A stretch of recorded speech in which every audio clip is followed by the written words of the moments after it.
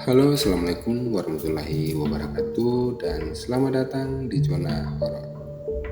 Oke, baik.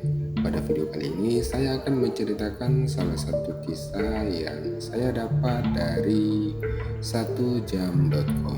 Dan di video kali ini kita akan beri judul Pasar Malam Angker.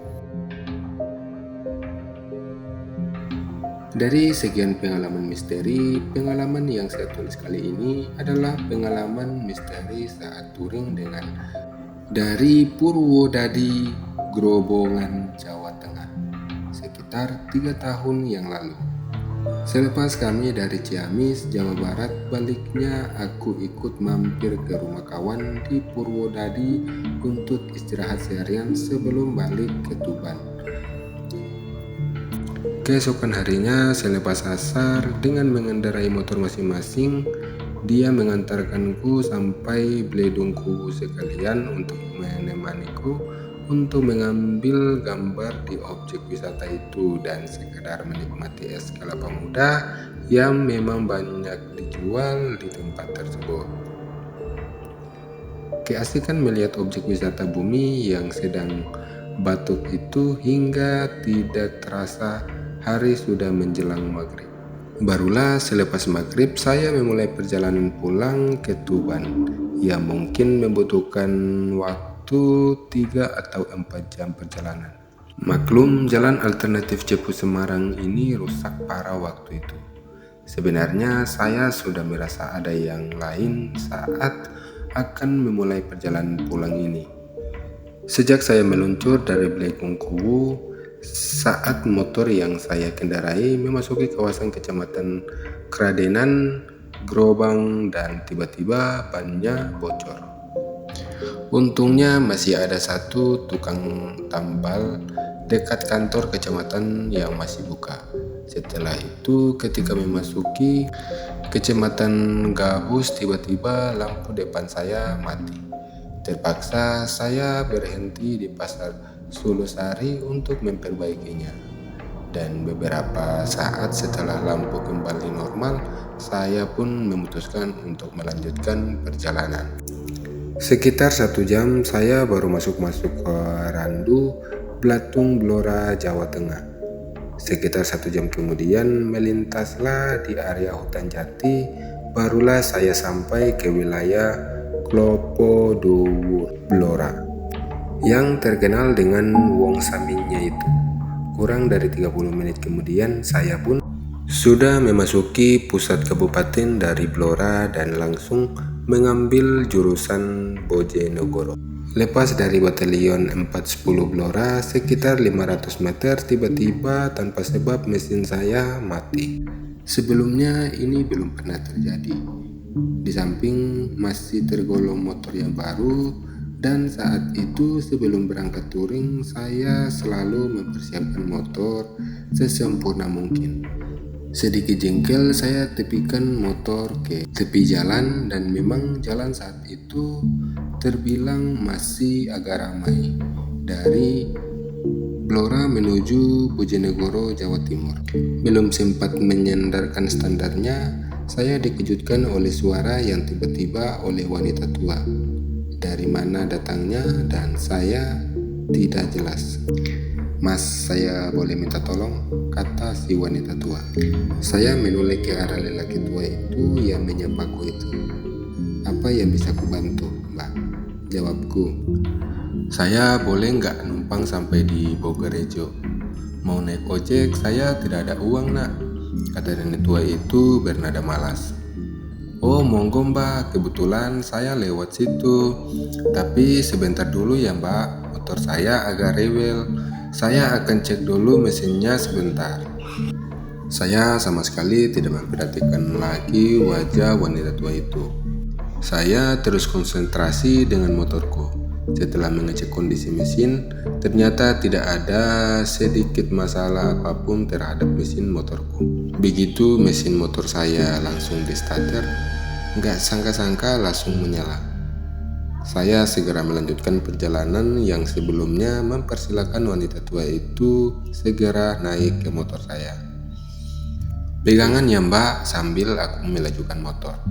Namun kali ini saya hanya melajukan motor dengan kecepatan standar karena membonceng seorang wanita tua.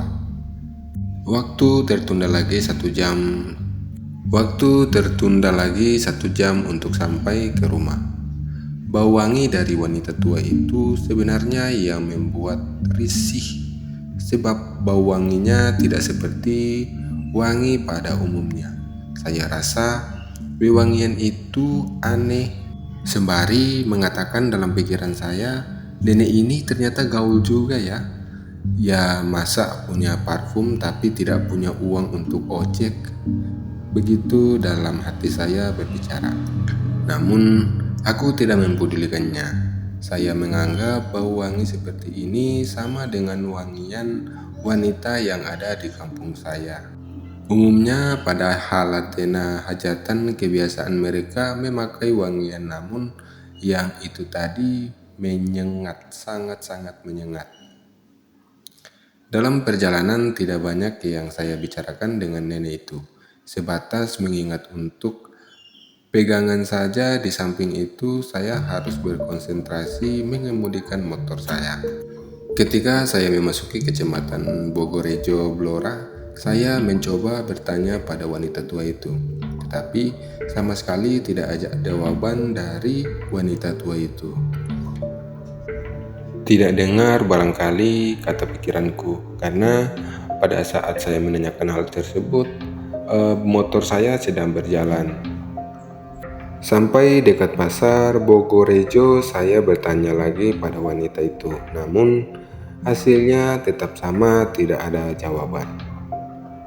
Saya tepikan motor di dekat samping, tak jauh dari pasar dengan tujuan hendak bertanya kembali pada wanita itu. Namun saat saya menoleh ke belakang, saya sangat terkejut karena wanita yang saya bonceng raib entah kemana perginya. Sekedar informasi, jalan alternatif dari Blora menuju Kenduruan, Tuban, Jawa Timur. Ini adalah jalan yang sangat sempit dan sebagian besar melewati area perhutanan. Karena sudah merasa terlambat dan semakin beranjak malam, saya pun berusaha tidak peduli apa yang sedang terjadi. Sekalipun dalam hatiku penuh dengan tanda tanya. Karena jalanan bergelombang, saya tidak bisa memacu motor lumayan kencang, meskipun jalannya lenggang. Lepas dari Bogorejo, ini saya memperlambat motor karena di kejauhan tampak banyak lampu seperti ada orang tonton orang sedang punya hajatan. Ternyata bukan, karena setelah saya berhenti di situ, keramaian itu seperti pasar malam, tapi tidak ada komedi putar di situ, seperti pasar malam pada umumnya. Banyak sekali orang yang keluar masuk tempat tersebut. Selain menikmati makanan, banyak juga mereka yang membeli pakaian. Karena semenjak tadi masih di atas motor, segera saya tepikan dan bergegas masuk ke pasar tersebut, yang boleh dibilang ramai meski malam sudah mulai beranjak. Karena tujuan masuk pasar malam ini adalah untuk mengisi perut.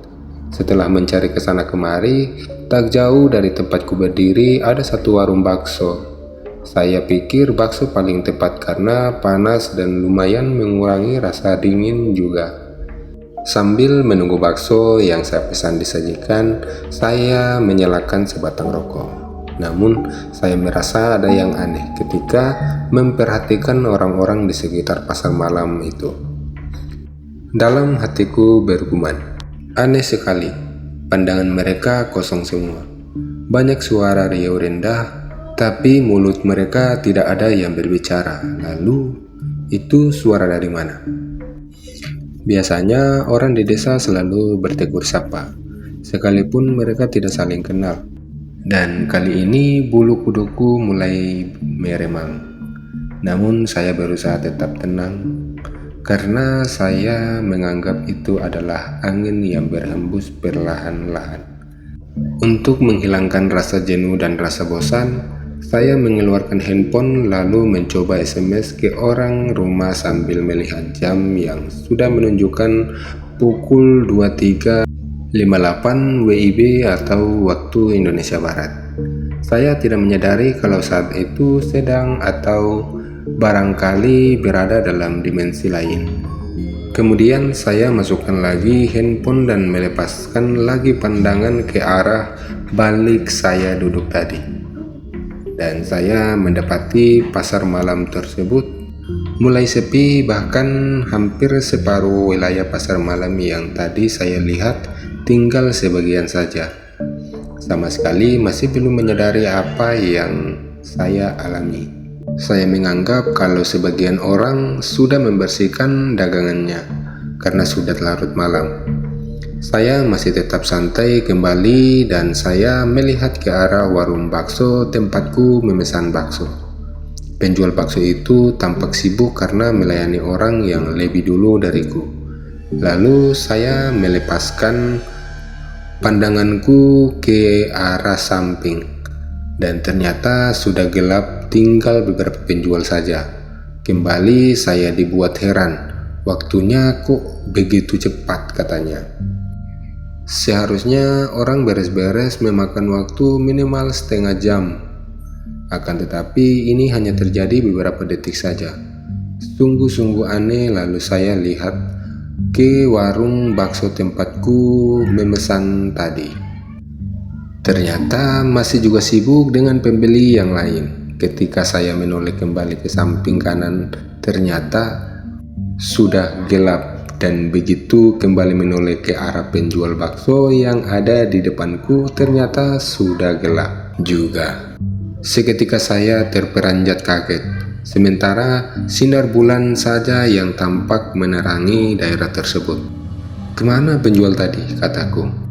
Dengan cahaya bulan yang perlahan-lahan, saya memperhatikan sekeliling. Saya lebih terkejut lagi ketika melihat batu nisan di tempat saya duduk.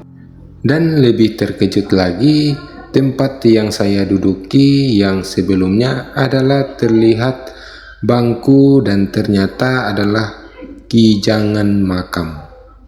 Saya bergegas meninggalkan tempat ini dan langsung menyalakan mesin motor. Sebisa mungkin saya berusaha tenang dan mengemudikan motor menuju Kenduruan. Dan tentu saja dada saya terus berdeg-degan. Dan cerita pun berakhir. Oke teman-teman, mungkin itu saja cerita yang saya dapat bacakan hari ini, dan mohon maaf apabila ada kata-kata yang kurang bagus atau cara penyampaian saya yang masih kurang enak. Mohon dimaklumi, dan Assalamualaikum warahmatullahi wabarakatuh.